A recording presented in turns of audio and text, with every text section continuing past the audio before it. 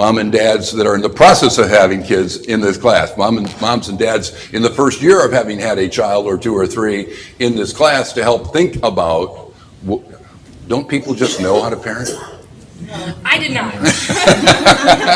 And the short answer is no, we don't. And very often in the modern world, parents don't have strong, rich, positive support networks around them to help guide them and intervene and give them that little support when they need to, maybe a little advice, whether it's solicited or not, when you need it. There was a time when there were other people parenting your kids, whether you liked it or not. Yes. There was a time when grandmas and grandpas and aunts and uncles and neighbors, there was an old Mrs. Davidson lived down the street from me. How many of you had an old Mrs. Davidson down the street? I grew up in the city of Detroit. She lived 5 or 6 houses down the street.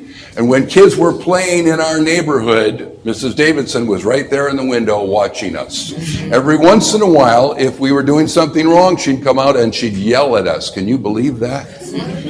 And every once in a while, when I was misbehaving just a little bit, I know that's hard to believe, she would come out, she would call me over, Bobby, get over here. She would grab me by the back of the hair and march me home and rat on me to my mother. No, I'm not teaching you to do that to children today, because if you did that to kids today, what would happen?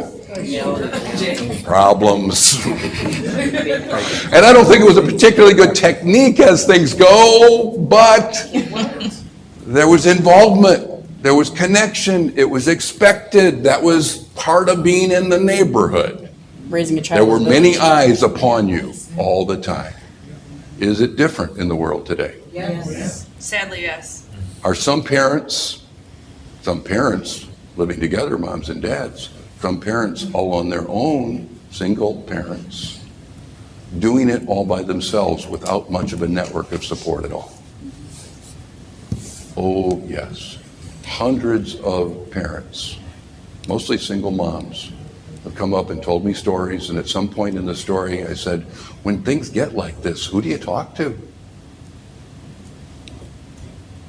And they said, I don't have anybody to talk